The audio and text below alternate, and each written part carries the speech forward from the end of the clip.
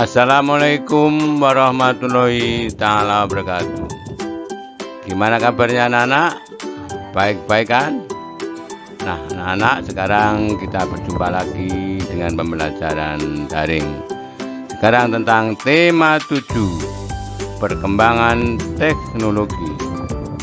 Subtema 2, perkembangan teknologi produksi sandang. Pembelajaran 1, 2, dan 3. Siap nak ya?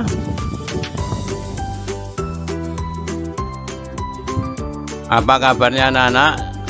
Baik-baik kan ya? Nah, sebelum kita mulai pembelajaran hari ini, marilah kita berdoa. Berdoa mulai.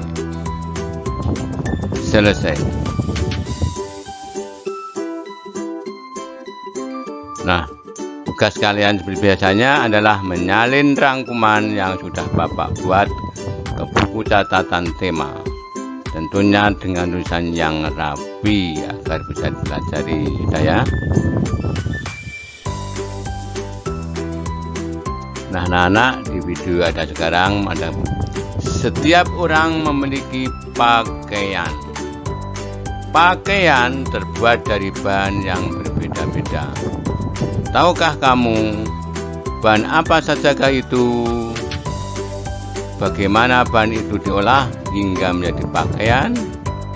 Bahan apa saja yang dihasilkan?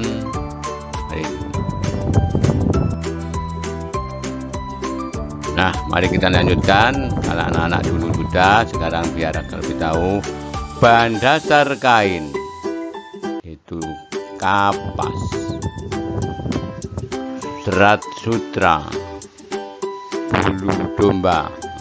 Kalau kapas berarti kapas itu bukan langsung kain, berarti bahan dasarnya. Ulat sutra berarti serat sutra, ulatnya itu akhirnya menjadi serat. Dan juga yang ketiga adalah bulu domba, inilah hanya bahan dasar ya. Nah, mari kita lanjutkan ya nak. Tadi hanya bahan dasar, sekarang sudah merupakan jenis-jenis pakaian. Jadi bahan dasarnya ada yang pertama dari kapas. Bahan dasarnya, mengapa kapas? Biasanya kapas itu banyak diperoleh di sini. Dari bahan kapas mudah menyerap keringat sehingga digunakan dalam kegiatan sehari-hari. Yang kedua adalah dari bulu domba. Nah, bulu domba ya. Dari bulu domba ini lebih hangat, cocok digunakan ketika udara dingin atau musim hujan karena tebal, namanya domba. Sedangkan yang terakhir adalah dari serat sutra. Dari ini biasanya adalah digunakan dengan pakaian secara khusus karena adalah kain ini biasanya bagus ya, itulah ya. Mari kita lanjutkan ya. Di sini anak-anak lihat di video ada gambar. Kalau tadi gambar pakaian, sekarang gambar orang sedang apa itu? Ini adalah orang di zaman dahulu. Anak-anak harus tahu sekarang adalah zaman modern, berarti menggunakan teknologi sesuai dengan di buku tema tadi, teknologi tentang sandang. Zaman dulu pakaian itu dari apa? Adalah dari kayu atau kulit kayu. Ada juga yang dari apa itu? Di situ ada anak-anak zaman dulu menggunakan pakaian yang berupa bahan yang sederhana. Ya, inilah pakaian zaman dahulu. Seperti orangnya hanya ditutupi, namanya nutup aurat. Hanya sepenting tertutup, tidak seperti sekarang dijahit. Dan ya.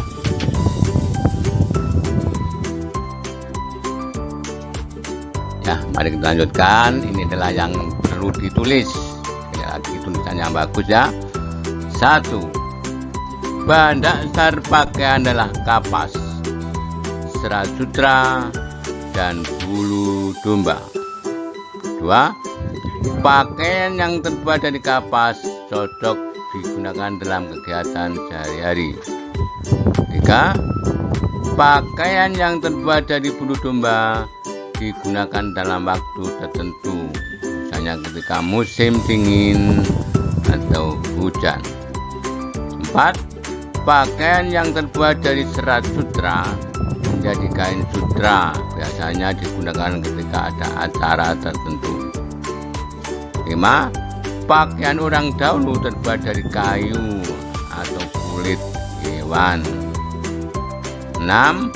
Bahan pakaian semuanya berasal dari alam, maka jagalah pakaianmu agar bisa digunakan dalam waktu yang lama.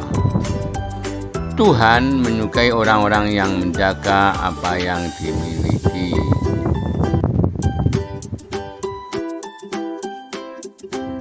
Nah, mari kita lanjutkan di video sekarang proses pembuatan baju. Ada putar. Pertama dari pohon. Ada pohon itu berarti dari tumbuhan, yaitu pohon kapas. Menghasilkan kapas. Kapas dipintal menjadi benang. Benang akhirnya menjadi gulungan-gulungan itu secara sederhana ditenun. Menggunakan orang itu menggunakan alat biasa. Tenun itu namanya ya. Karena anak-anak tidak kenal, maka mari kita lihat. Tenun, sudah ditenun menjadi selembar kain. Pola diberi warna-warni, akhirnya di situ ingin menjadi kain. Sudah kain menjadi baju, diserahkan kepada tukang penjahit. Nah, pola yang dikehendaki apa, yaitu berupa jadi penjahit bisa dipakai. Itu yang secara.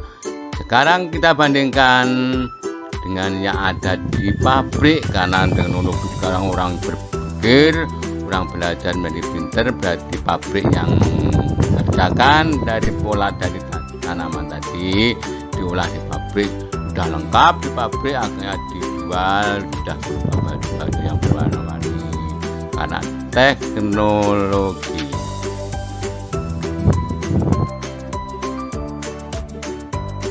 Ya, mari kita lanjutkan yang ditulis. Ini sekarang nomor 8. Ada juga serat pakaian yang dibuat dari serat buatan atau sintetis seperti dari nilon yang panas, biasanya namanya nilon.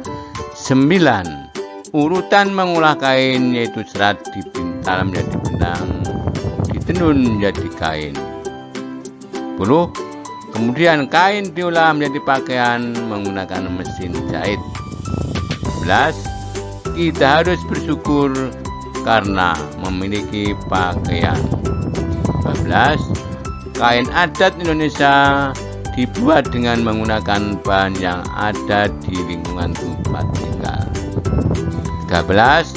Kain adat memiliki banyak fungsi seperti dipakai saat upacara adat dan sehari-hari. 14. Kain adat yang paling dikenal batik. Nah, anak-anak, kita lanjutkan di video di situ yang paling atas, batik. Batik yang memakan adat yang ada di Indonesia yang terkenal. Di situ ada yang dipakai di bawahnya itu baik orang laki-laki maupun orang perempuan, berbagai macam batik di situ dengan motif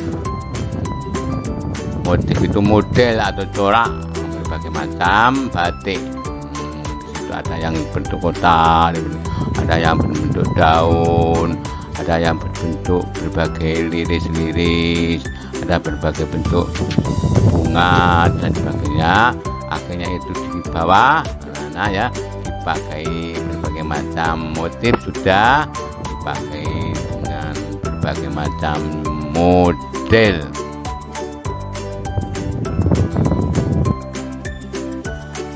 Ya, kita lanjutkan sekarang yang perlu ditulis nomor berapa? 14.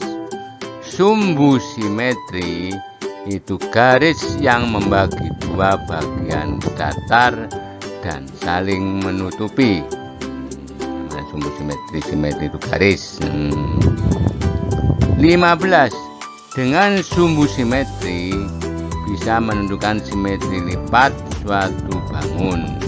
4 berarti dilipat, garisnya itu juga ada. 16. Bangun datar memiliki simetri lipat jika dapat dilipat menjadi dua bagian yang sama. Dilipat sama, tidak ada yang lebih, tidak ada yang kurang. Nomor B atau bagian B, lipatan saling menutupi dengan tepat. C, memiliki sumbu simetri, namanya lipatan dari sumbu simetri ya, itu cacat garisnya karena dilipat dengan bagian yang tepat berarti mempunyai sumbu simetri, disebut sumbu simetri lipat.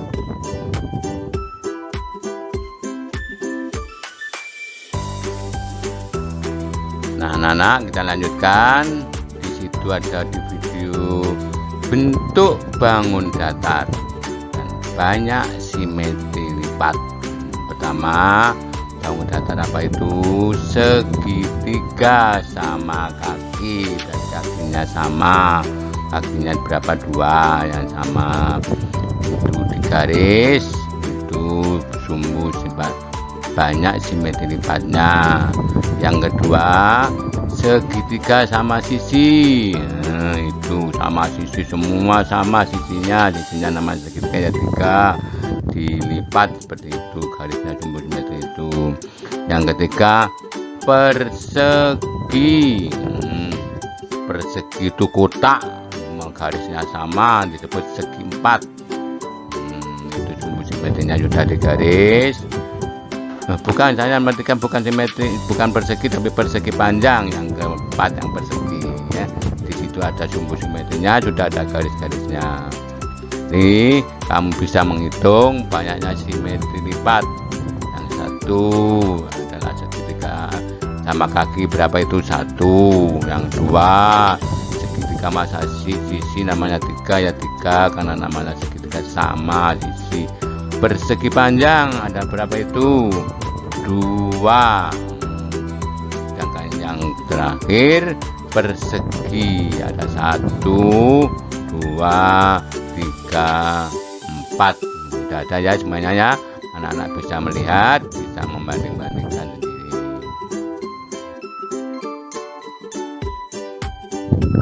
Nah, anak-anak, pembelajaran melalui video selesai. Sebelumnya Bapak mengucapkan Assalamualaikum warahmatullahi wabarakatuh. Selamat mengerjakan tugas. Anak-anak juga harus menjaga kesehatan agar bisa belajar dengan baik dan selalu menjadikan ilmu yang bermanfaat. Agar menjadi bermanfaat, marilah kita berdoa agar tadi yang kita terima bisa menambahkan ilmu. Berdoa mulai selesai.